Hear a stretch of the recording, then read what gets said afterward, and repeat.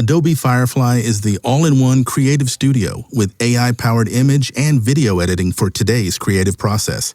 Built for creators of every kind, Firefly helps you generate, edit, and experiment fast. Because the asks aren't getting smaller, the budgets aren't getting bigger, and the timelines, oh yeah, still tight. With all the best creative AI models in one place, Firefly brings your ideas to life. Unlock a better way to make with Adobe Firefly. It's my first day of work and I need to make a big impression. From executive producer Mindy Kaling. This is our sexual harassment training. Hands off your coworkers. Now sign this saying that I trained you or you're fired. Yes, ma'am.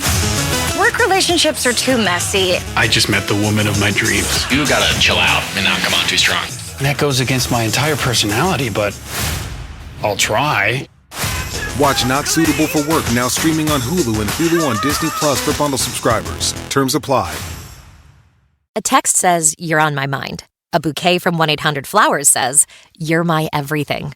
Heartfelt moments belong in the real world, not just your phone. For 50 years, 1-800-Flowers has helped millions of people make memories that'll last a lifetime with gifts they'll cherish forever. Their expertly curated arrangements and gift baskets ship nationwide with a 100% satisfaction guarantee. Don't wait for the next big moment. Make it when you visit 1-800-Flowers.com/SXM today. That's 1-800-Flowers.com/SXM. To get the Crime Writers on After Show right now, go to patreon.com/Partners in Crime Media. I'm Rebecca Lavoie, and this is Crime Writers On.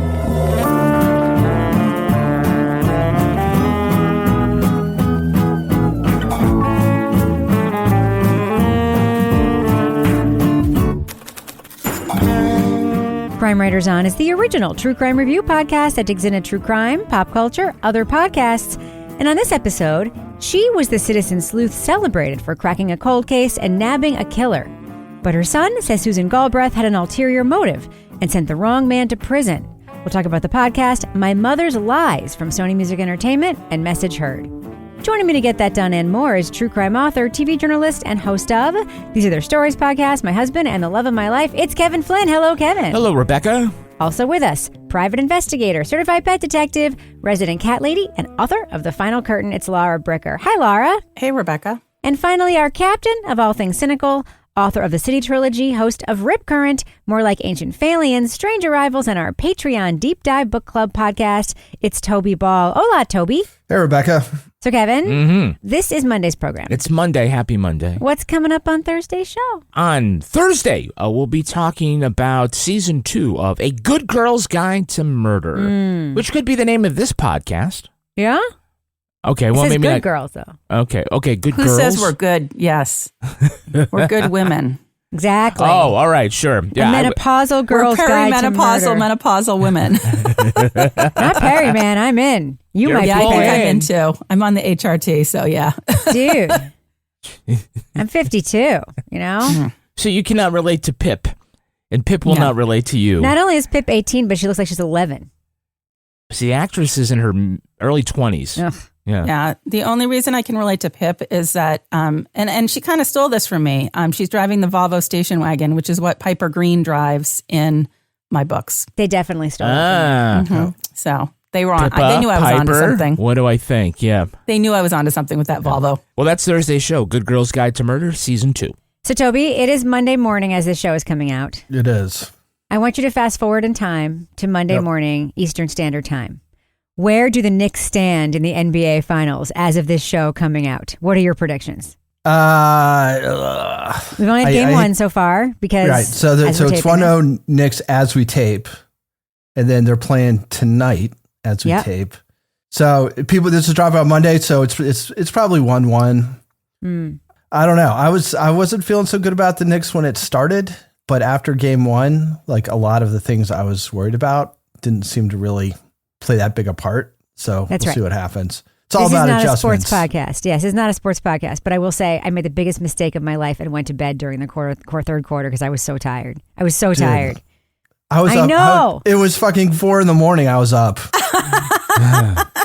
I know. Toby, you're living. It was a rough 36 hours. I don't know if we're talking about this in the after show. Maybe we are. I don't know. The one thing I just want to say about it, and this is why, I know we said this before. Jalen Brunson, who's like everybody's like favorite Nick, is like 5'11". I'm not kidding. He says he's 6'1", but that's like in sneakers on picture day, right? Like he is 5'11". And he's in great shape, don't get me wrong, but compared to other guys, he looks like he has a dad bod. Yeah. Well, he's chunky. They had a guy who's 7'4" on the Spurs. like it's just, I know it's a different position or whatever, but it's just like wild, like looking at these two teams. One of them looks like a bunch of guys playing pickup basketball who've known each other for 10 years. And one of the teams looks like what you would imagine an NBA championship team would look like, with a center who's 7'4". And it's incredible. It's just incredible to watch. I don't know. I really like it. When we were doing the deep dive, I was asking Sarah D. Bunting if New York was alive with Knicks fever. She said, actually, it's pretty insane. So, anyway. All right. Kevin? Yes. Now that we know the Knicks are up 2-0. Yeah. That's my prediction. That's your prediction. Would you like to talk about the podcast we're supposed to be talking about? Yeah, let's do that. All right. Leading off. We know there's a large and passionate audience for true crime stories, especially for the victims. But the action of one person in this story takes that passion to a whole other level, an incredibly dangerous level. After a 2000 murder case went cold, Kentucky housewife Susan Galbreath did her own snooping. With the help of cooperative cops and a British journalist, she identified Quincy Cross as Jessica Currin's killer. Quincy got a life sentence, and Susan became a local hero. Over the following years, Susan's incredible story continued to gain attention. The hero housewife who solved a murder. The tale of an ordinary woman pursuing the great American dream. The idea that if you work hard enough, want it badly enough, you can achieve greatness. But in a story already filled with inconsistencies and recantations, Susan never disclosed the original prime suspect was her friend's son. Now, Susan's own son is stepping forward with new evidence, saying her mother's tales should not be believed. Well, it's because I went through everything, you know. I had all this stuff on the walls, and like the yarn that was going from this to that. As I started looking into her stuff and started realizing like this wasn't the case, I was learning in real time the lies. There was a lot of lies. From Message Heard and Sony Music Entertainment comes the podcast My Mother's Lies. Host Beth Karas explains how Galbreath and her enablers reshaped the investigation, diverting attention from one suspect to another. It asks whether money, recognition, and self-preservation drove a citizen sleuth to knowingly put the wrong man in prison. Spoiler alert, we're going to be talking about plot points from My Mother's Lies. So if you want to remain spoiler-free, go to the estimated time code in our show notes for our thumbs up or thumbs down reviews. So, Laura, this podcast is called My Mother's Lies. Mm-hmm. I don't think we hear a whole lot from the guy whose mother this is, that the podcast is named after. Yeah, we hear from him in the beginning. Why do you think there are so many stories? Well, because, I mean, there's only, logically, it's a lie. Was your mom prone to lying? My mom used to tell me, I'm going to tell you something, but if you tell anybody, I'll tell them you're a liar. She would call me a liar if I told somebody something that she told me. And we hear the stories from him about how, you know, she was a teenage mom, you know, he didn't live with her and you know, different situations. But then it really just turns into a podcast about Susan and Susan's role in this investigation. So I thought initially, I'm like, okay, Ray, this son, this is a good character to tell this story from a different perspective than Bone Valley, which is where we've heard this story before with Maggie Freeling. And that's kind of a hook, and that grabs you. It's like he gets his mother's journals or his files, and you're like, oh, this is going to be his journey of examining that. And it kind of starts off like that, but then it really just segues into more of a traditional true crime style straight telling of this story with Susan at the center without as much of Ray. And I think having more of him in the story would have given us more of a, you know, central focus to root for. Although, I mean, for the most part, I was just raging at Susan's role in this anyway. But I think having sort of an emotional center through Ray would have been something, you know, that's what we were kind of told we were going to get, but we didn't get it as much as I thought we were going to. You're right. The title implies that the point of view is going to be Ray's, right? And he is, like you said, an important voice in episode 2 and 6. His contributions to both the case and to the podcast are actually kind of limited. So you're right, we get this sort of promise implied in the title. And this just might be a mistake of marketing and positioning, like this is going to be the cool title and we're not really thinking more about it than this, because he's not an active participant in the show at all. It's not like they could have played him up more in the narrative. I just don't feel like he's a major character here, right? It's interesting that he's got this stuff, and this is one of the things that distinguishes itself from Bone Valley 3 Graves County, is that this is some information, some material that Maggie Freeling didn't have, and I know would like to have had, but it isn't like told from his point of view, which is kind of what we're thinking we're getting when it's called My Mother's Lies. Even if they called it His Mother's Lies or whatever, something like that. It's not fatal, but it's the big thing right off the top. We're coming in thinking that he's going to be the narrator, or at least he's going to be the central focus of this, and it ends up just really sort of telling the story in a very chronological way. Yeah, because he doesn't really remember that much from the time. Like, he had this not great childhood, right? And it's not like he's saying, wow, I was there when my mother won this award and it was such a great thing, and I was so convinced that he doesn't really have that. He doesn't really have a relationship with the story in that way. So it's not like he's contrasting something he believed his whole life to something he suddenly discovered. Yeah. I mean, he's not actually shit-talking her, Toby, but like when he comes in episode 2 and is willing to talk, not he's not talking nice about her, but to say basically like she's shouldn't be trusted for a lot of this shit. You're like, oh, okay. He establishes something for himself and for the audience. Well, I also think it was helpful because we didn't hear as much, I don't feel like, about Susan's sort of background in terms of, that he thought she was getting paid money for her information to the police and that she needed money. And we were, I think, when I listened to the other podcast, I didn't think of her necessarily as being in that position where this was a financial gain for her to be inserting herself in this investigation. It was more of like a status symbol for her. Right. This sounds more like it maybe was to feed a drug habit is kind of what I gleaned from this podcast. Mm-hmm. So, Toby, we have heard this story from another perspective before.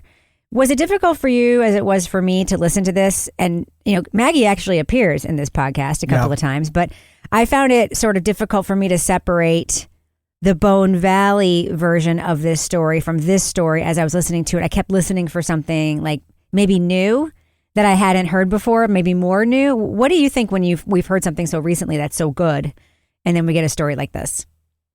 Yeah, it was hard. I mean, Bone Valley season 3, I think, was my favorite podcast from last year in our top 10. So when this thing hit, I think part of what was intriguing to me about the story is Susan Galbreath. And so when this thing appeared, I was like, well, it's like kind of an addendum to something that was really, really good. So the potential for it just falling flat is pretty high.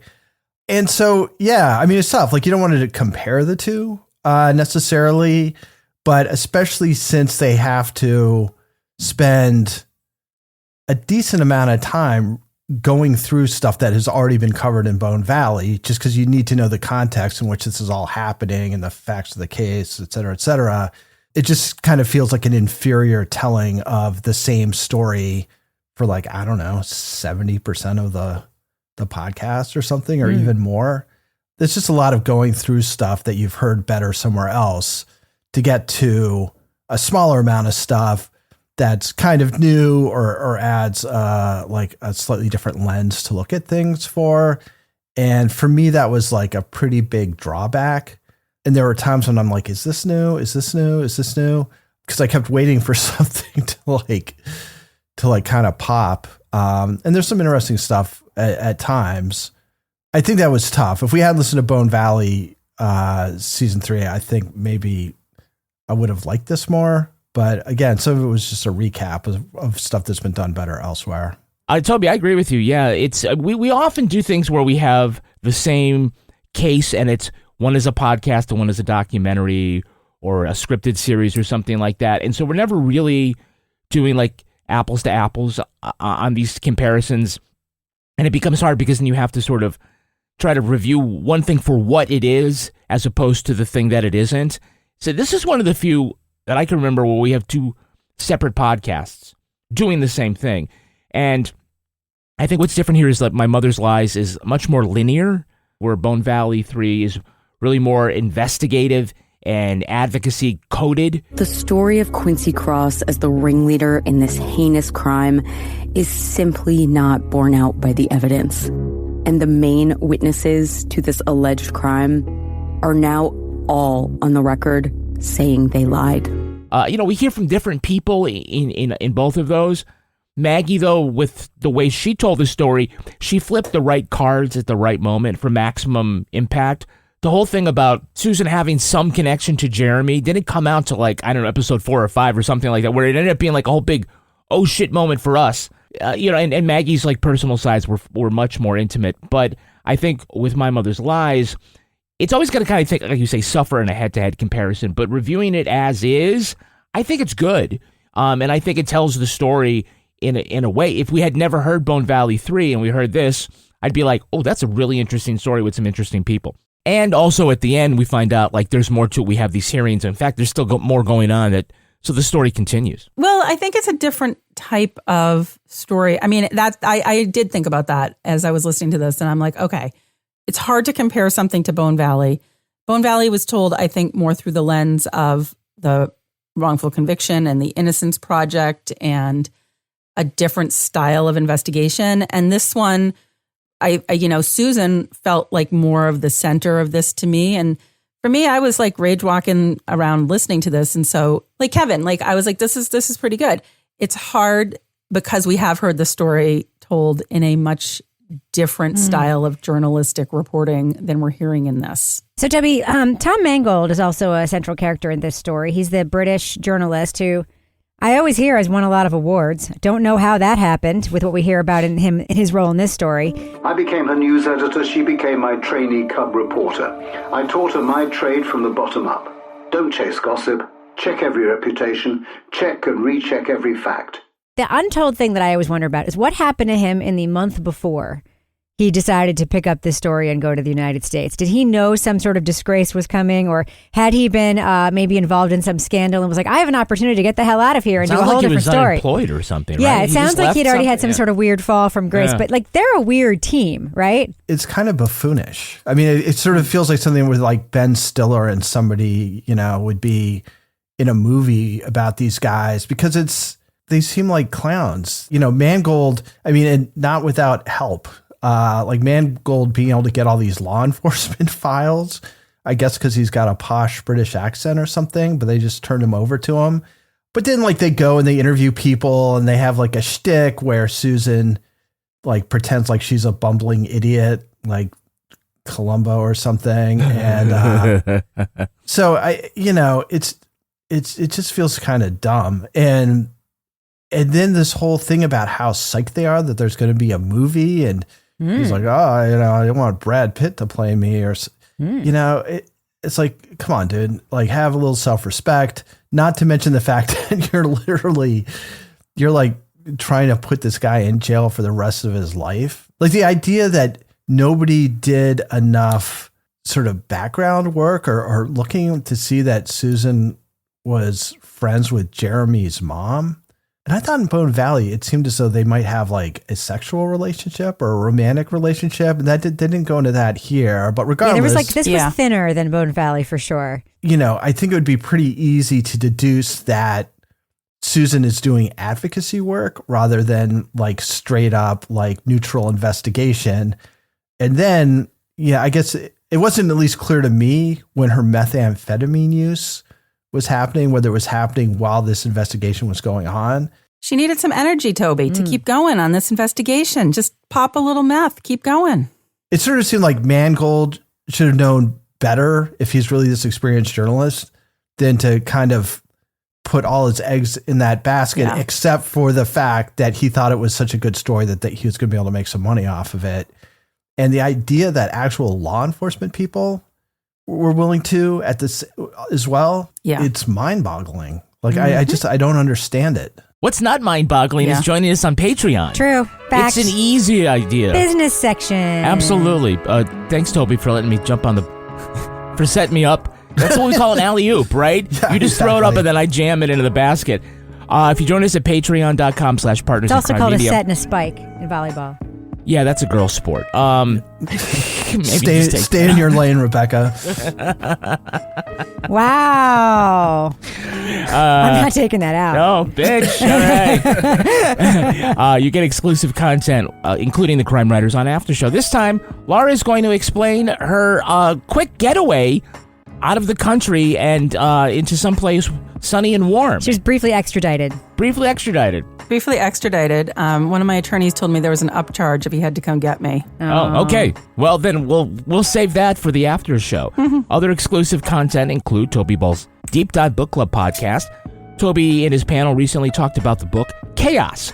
We also have Married with Podcast, our advice podcast where Rebecca and I answer questions, including one from a listener who wants to know whether she can ever trust herself after a bad relationship.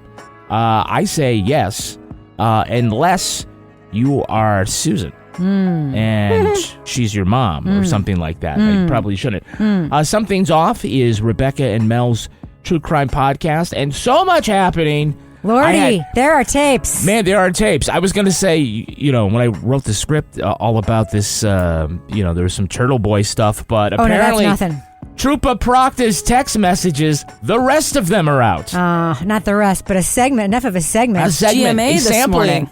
Yeah. Oh my goodness. There are racial epithets that I never heard of before. Oh, I've heard of them. I'm just like it's like a thesaurus of Nobody hate. gets away. No race, no gender, no ethnicity gets away from the silver-tongued Trooper Proctor. Yeah, and Sean Good. So if you want those hot takes, that's where you go. If you join us at the Bricker Scale, you'll get Leave It to Bricker, which is Laura Bricker's podcast where she solves mysteries or at least mysteries to her in her quaint AF town of Exeter, New Hampshire.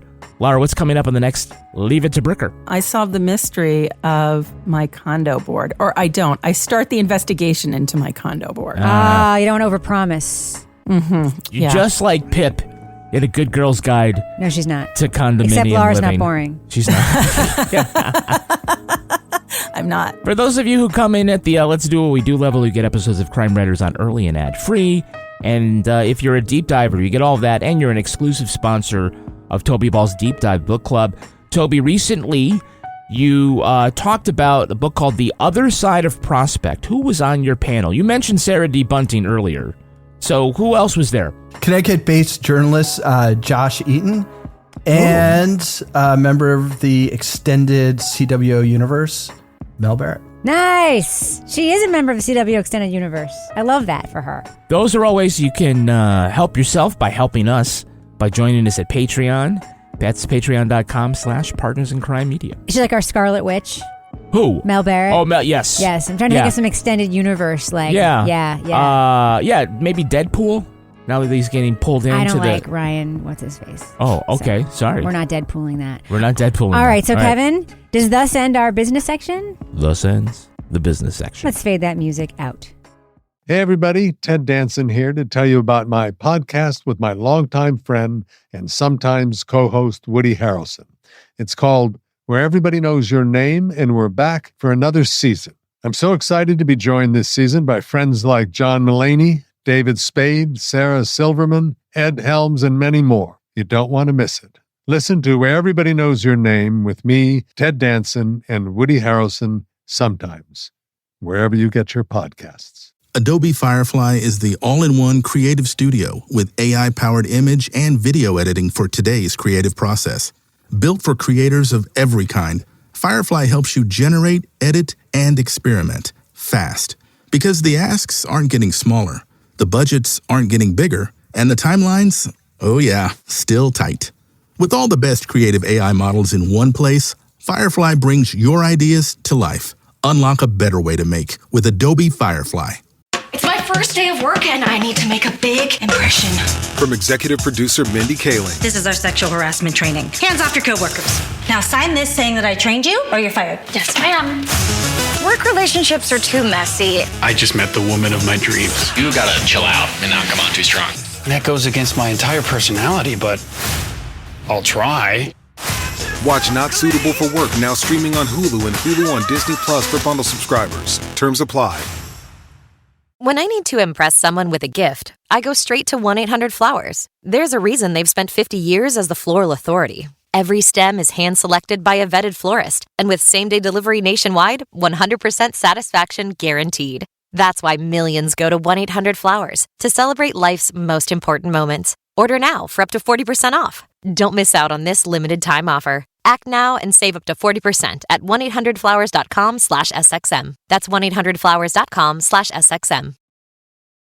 So, Toby, Mangold and Susan, they really seemed to be psyched that there was going to be like speaking of cinematic universes, maybe like a whole series of films made out of them. They were super excited. Yeah. If we were going to have a television series based on the four of us, yeah, I'd probably be pretty psyched.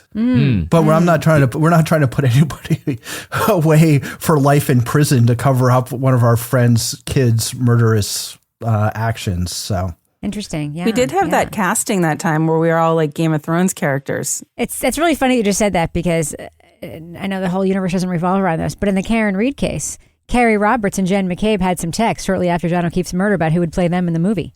As they were maybe trying to put away somebody for the rest of their lives for a murder that maybe one of the sons of one of their friends was involved in. It's a common thing. It happens. It just Carrie happens. was sure Sandra Bullock would be playing her, by the way. I talked to a detective once who said that he was getting an arrest warrant, and when the judge ended up getting to the end of the affidavit, he's like, I wonder who's going to play me in the movie. Oh my God. So Laura, the term citizen sleuth gets thrown around, sometimes in derisive ways, sometimes in less derisive ways. And as we know from our many years of covering media, there are different, shall we say, there's a spectrum of citizen sleuthery.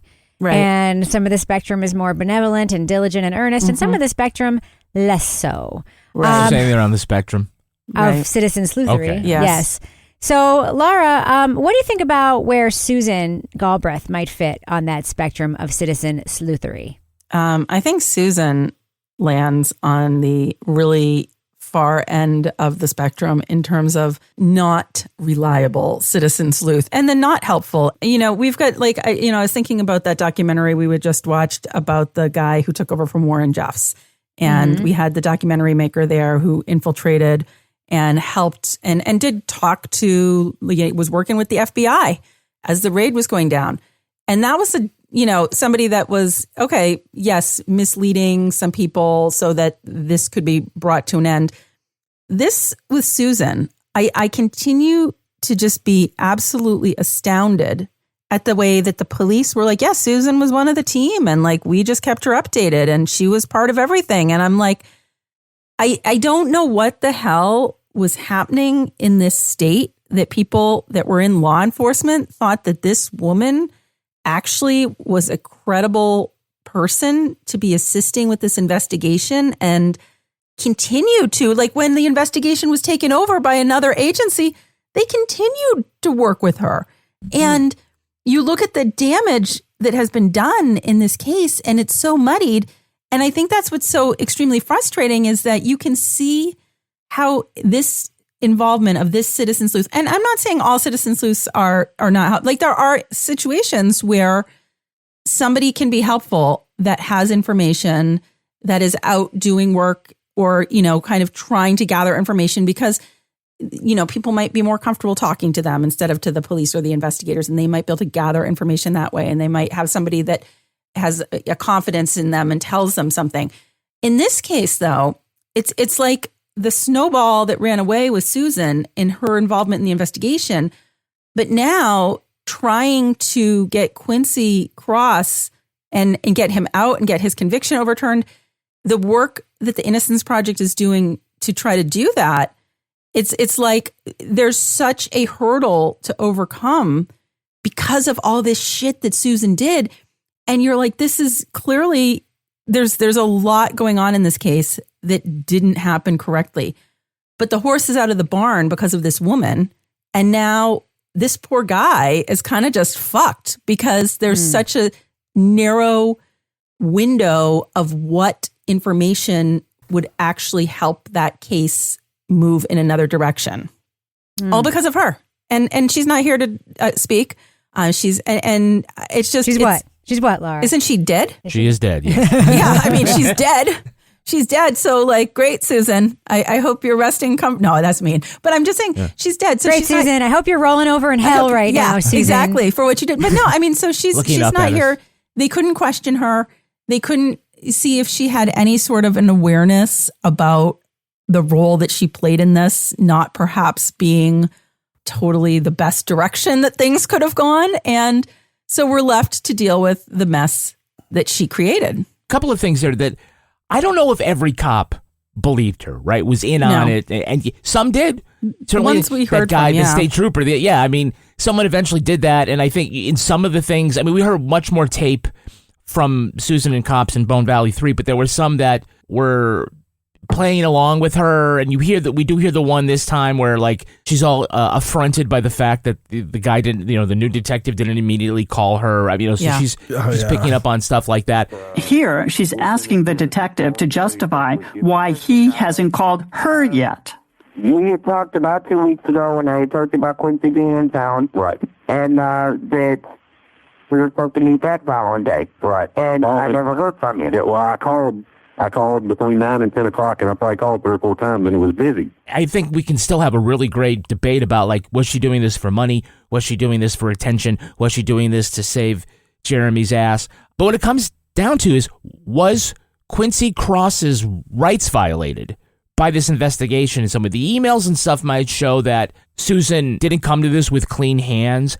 But I mean, what she ended up doing largely was pointing and getting the cops interested in him and verifying sort of bad information. But it seems certainly more that like those investigators with their coercive techniques, pulling weird confessions out of other people at a motel, like that stuff that seems probably more likely the thing that the judge is going to rule on. In fact, the whole thing about they couldn't verify whatever with the emails because she's dead and the wonderful guy from the BBC won't talk. But I think that as much as Susan is the person driving this shithole of a bus, it's more of what the cops ended up doing themselves that is likely going to get this conviction overturned and get him a new trial. I agree. As somebody who has her PhD in Jen McCabe, yeah, I think there is a thing that happened with Susan. This is my theory, that she may have gotten involved in this to help her friend or girlfriend out or whatever with her son, right? Mm-hmm.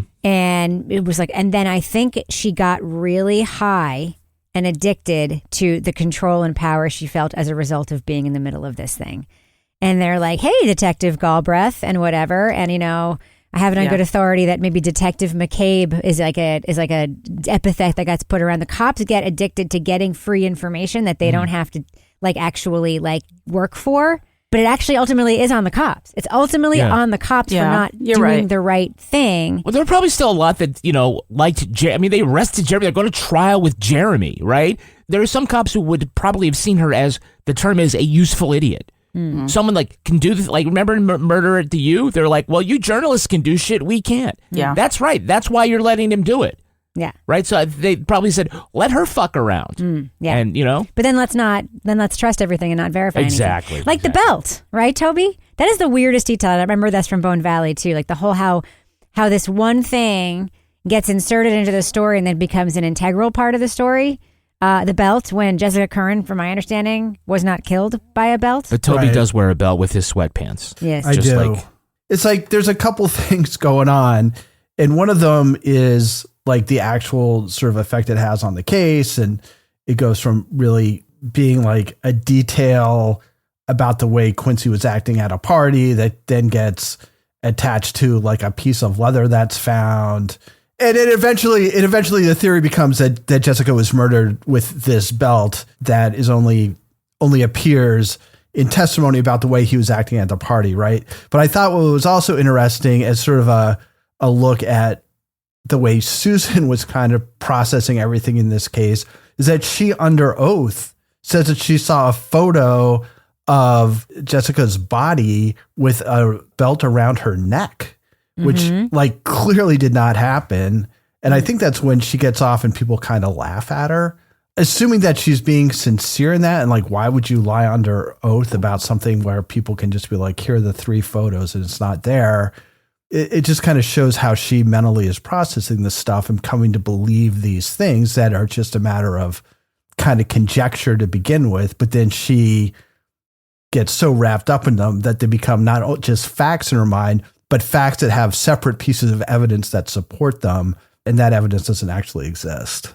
Laura, you are a defense investigator. You work with defense attorneys. You also do innocence work, right? When you hear a story like this, and I know that process, procedure, and venue and all that stuff comes into play when it comes to like appellate law and whatever. But when there's so much to show that a conviction was bullshit conviction. Right. How does that make you feel when you think about like you being inside these legal cases, people working on these so hard? I mean, Quincy's still in prison, which is why he's not on this podcast. Right.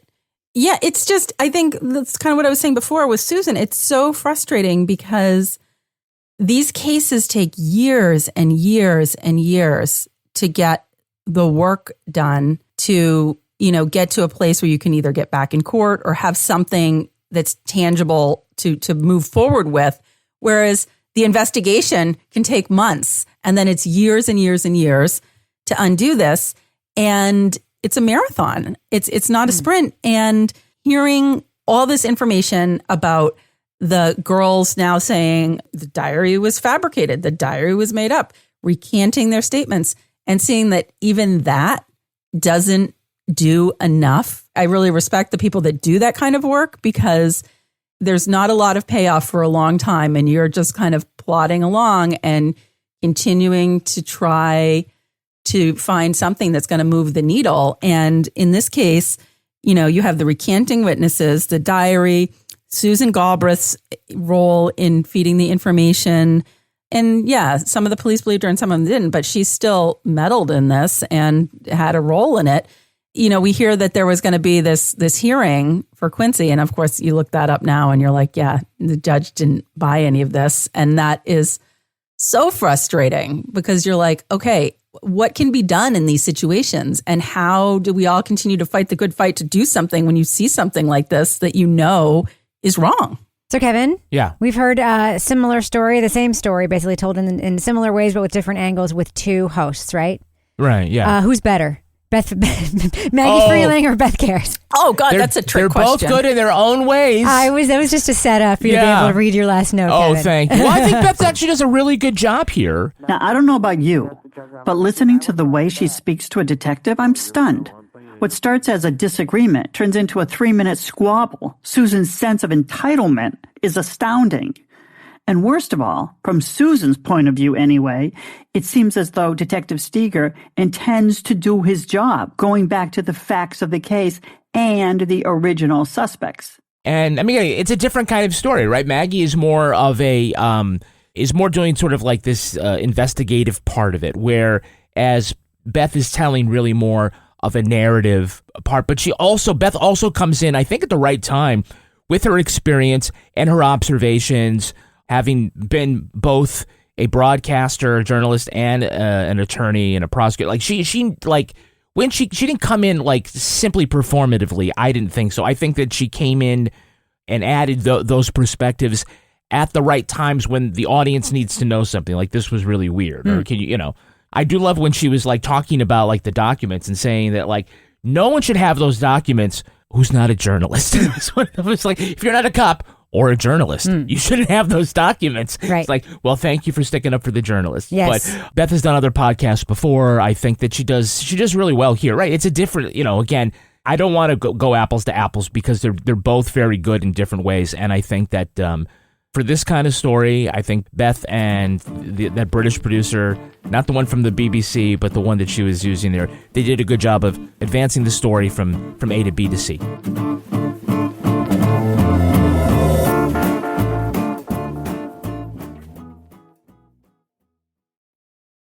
Hey everybody, Ted Danson here to tell you about my podcast with my longtime friend and sometimes co-host Woody Harrelson.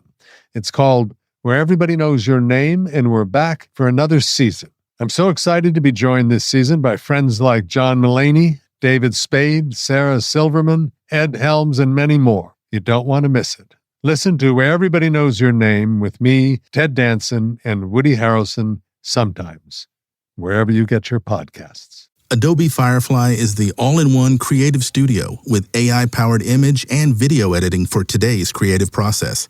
Built for creators of every kind, Firefly helps you generate, edit, and experiment fast.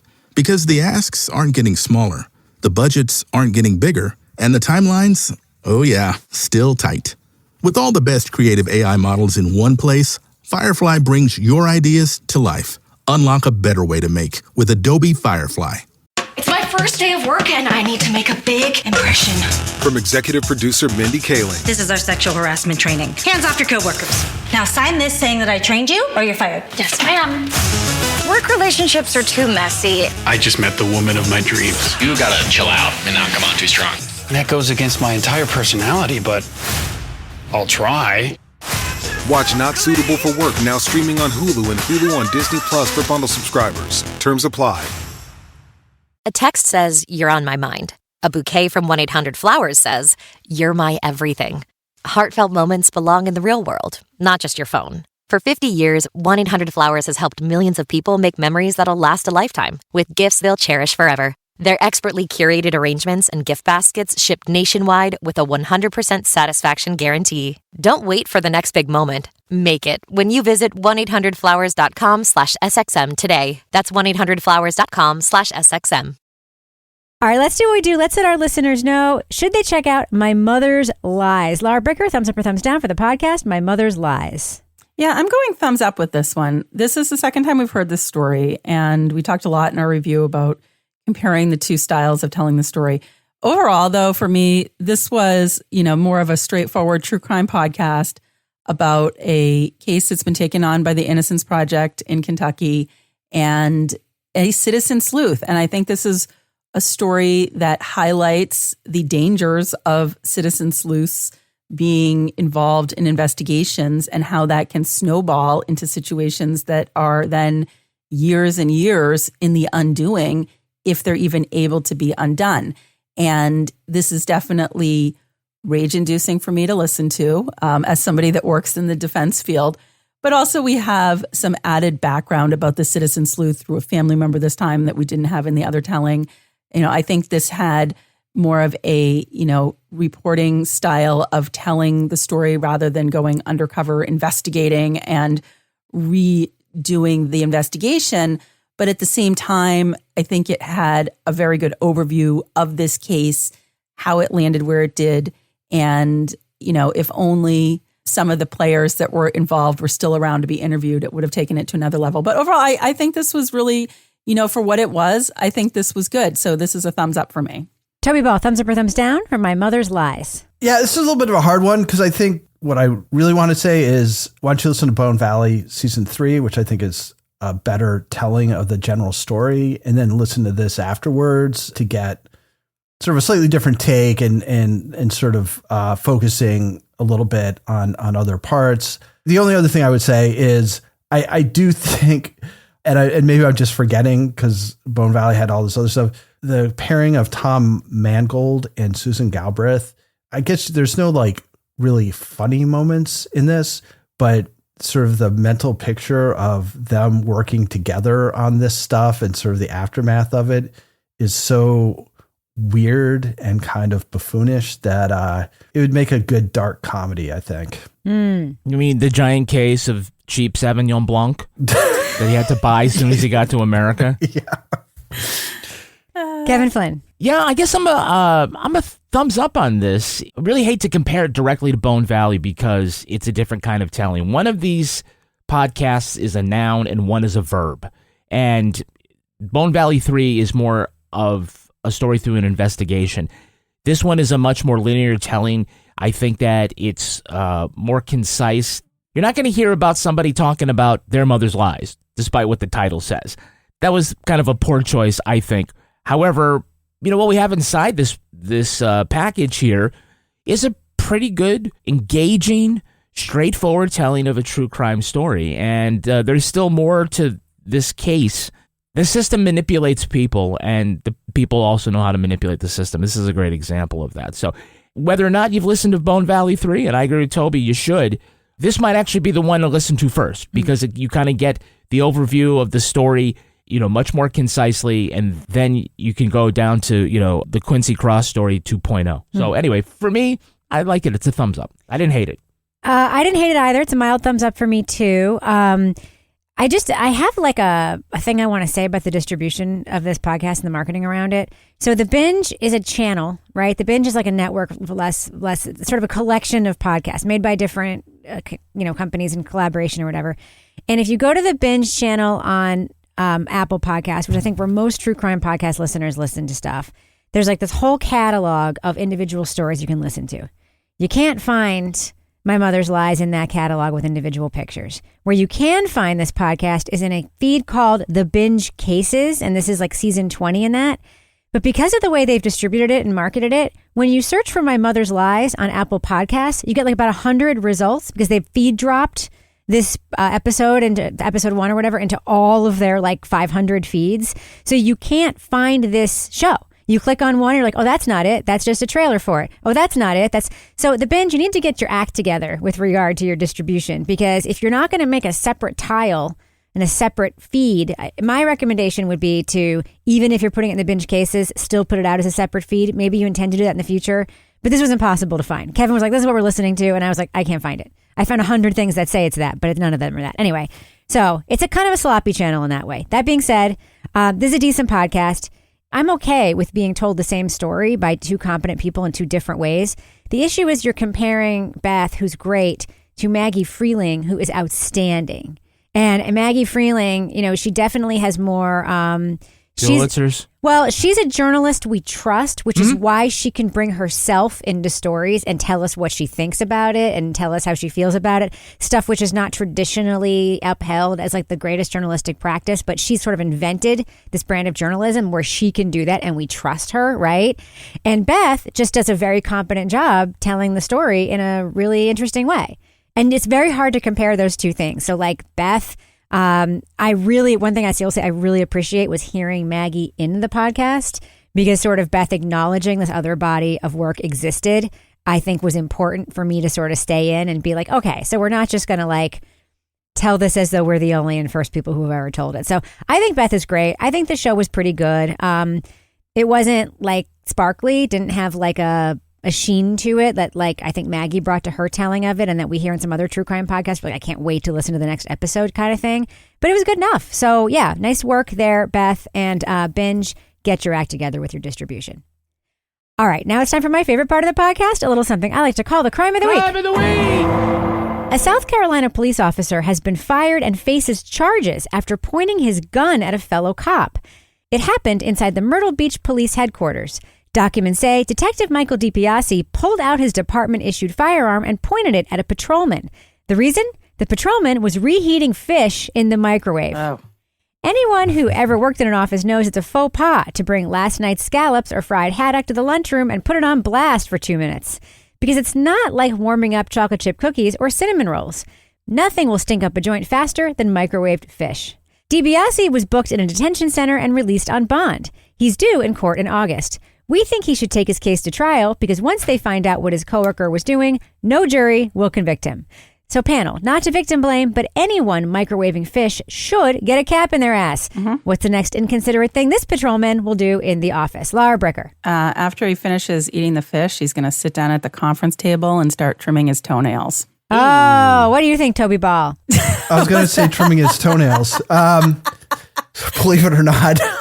I'll just say I used to work in this office, and this guy who I worked with would microwave ramen noodles every day for lunch, but he also had these packets of dried fish heads, and he would sprinkle the dried fish heads into it, and he would never be there to open up the microwave. So you open up the microwave, and you get this like sort of ramen soup kind of thing with like 6 little fish heads like bobbing on the top, which isn't really an answer to that question, but I was trying to buy time because I thought that toenails was not going to be something that I was going to have a backup for. You microwave fish a second time.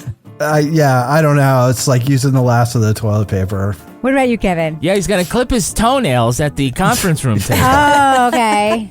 Yeah, that's really your answer? No, and he's going to leave all those dishes in the sink for someone else to clean. Oh, my God. First of all, one of the women, obviously. I just want to make it clear that we don't obviously think it's okay for a cop to pull a gun on somebody for some stupid fucking reason, or for most reasons, right? But if it's for fish in the microwave, I can see it. That being said, the dishwasher, dish office problem is real. Yeah. I feel it.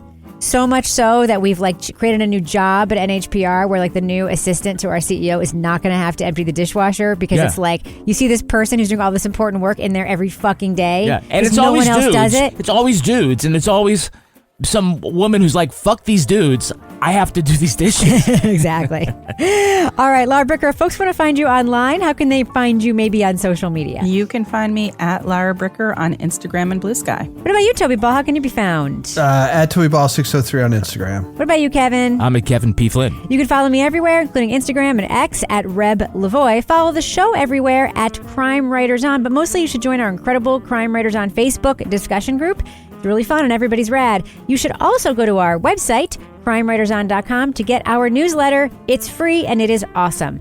Get everything we make at patreon.com/partnersincrimemedia. Our theme song was composed and performed by Tyler Gibbons, and the editor of this program is me, while our EP is Kevin Flynn. This show was recorded in the Caitlin Rogers Project Studio, also known as Studio C, The Closet, in our New Hampshire basement, where we also have an entire case of cheap Sauvignon Blanc and plastic cups, so we can do some serious investigating. On behalf of all the crime writers, thanks so much for listening. We will catch you later. Laura, you all right? You're being attacked? There was no movie, but... Yes, I had a moth. So, Laura, what a dangerous moth? Yes. A deadly moth. Okay. Can I talk now? Oh, sure. Just yeah, checking. sorry. No, yeah. I just want to make sure because it sounded like you were about to take another breath and say something else. I didn't want to interrupt your flow. Okay. Were Quincy Cross, right? It's Quincy Jones. Sorry, it's Quincy. I call him Quincy Cross, too. Yeah, it is Quincy Cross. Of course it is. I was joking. All right. Jesus Christ. All right. Sorry.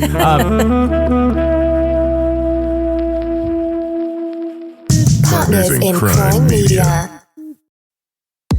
Hey, this is Jeff Lewis from Radio Andy, live and uncensored. Catch me talking with my friends about my latest obsessions, relationship issues, and bodily ailments. With that kind of drama that seems to follow me, you never know what's going to happen.